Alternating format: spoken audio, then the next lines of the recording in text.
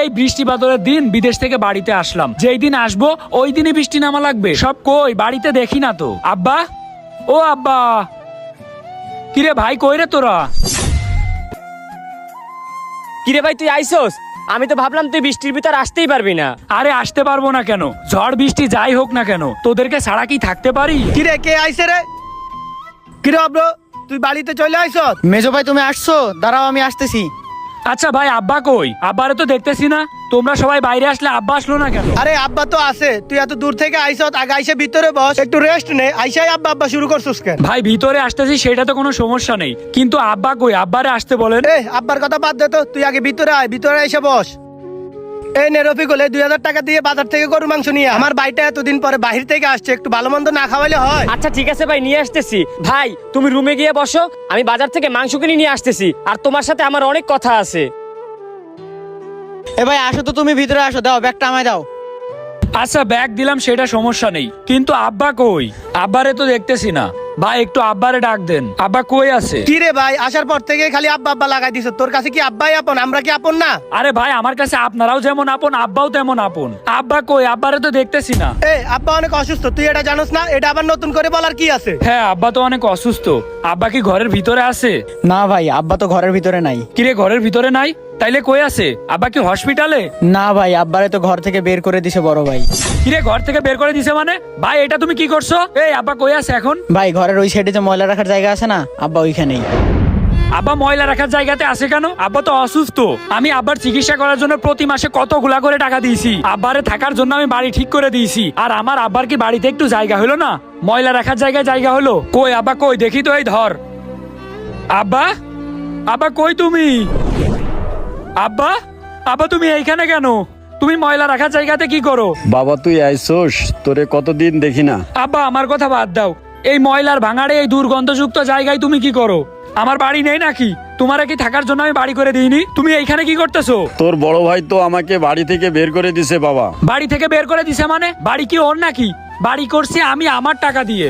আমার বাড়িতে যদি আমার বাপই না থাকতে পারে, তাহলে ওরা থাকবে কেন? ওদের কত বড় সাহস, আমার অসুস্থ বাপটাকে ওরা ময়লার ভাঙাড়ের ভিতর রেখে দিয়ে ওরা থাকে ভালো জায়গাতে। তুমি এইখানে মশার ভিতরে থাকো, তোমার দিকে একবার তাকায়ও না। তোমার বাড়ি থেকে বের করে দিবে আর তুমি বের হয়ে যাবা?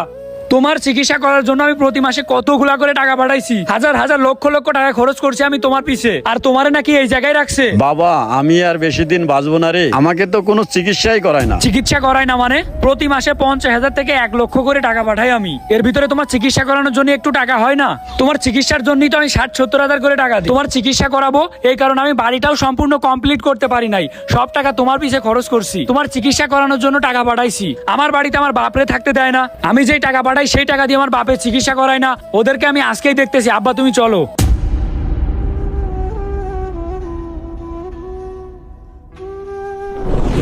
ভাই তোরা আমারে অনেক উপকার করেছিস, বুঝছিস? তোদের এই কৃতজ্ঞতার কথা আমি কখনোই ভুলতে পারবো না। তাই বলতেছি কি ভাই, আমার বাড়িতে আর তোদের থাকার দরকার নেই, তোরা আজকে আমার বাড়ি থেকে বের হয়ে যা। আরে ভাই আমার কথাটা তো শোন। ভাই তোমার কথা অনেক শুনছি, আর শুনতে চাই না ভাই। তুমি আমার অনেক বড় উপকার করছো, বুঝছো? বড় ভাই হিসেবে তোমার অনেক সম্মান করছি, আর সম্মান আমি করতে পারতেছি না। আমার বাড়ি থেকে বের হয়ে যাও। তোমাদের মতো দয়ালু উপকারী ভাই আমার আর দরকার নেই। এরকম ভাই থাকার থেকে না থাকা ভালো। ভাই আমিও কি বাসা থেকে বের হয়ে যাব? তো আমি কি বড় ভাইরে একা বলতেছি নাকি? তোরেও বলতেছি আজকেই বাড়ি থেকে বের হয়ে যা। ভাই আমি আবার কি দোষ করলাম?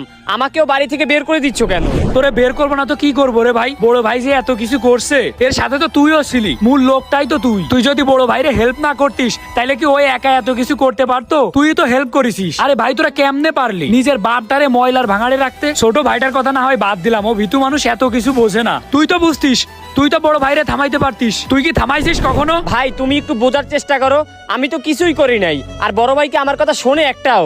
এই শোনে না মানি, এখন সব দোষ আমার, তাই না? টাকা নেওয়ার সময় তো আগে তুইও নিছিস। হইছে ভাই, তোদের কথা আমি অনেক শুনছি, আর শুনতে চাচ্ছি না। তোদের এই নাটক দেখে দেখে আমি অভ্যস্ত হয়ে গেছি।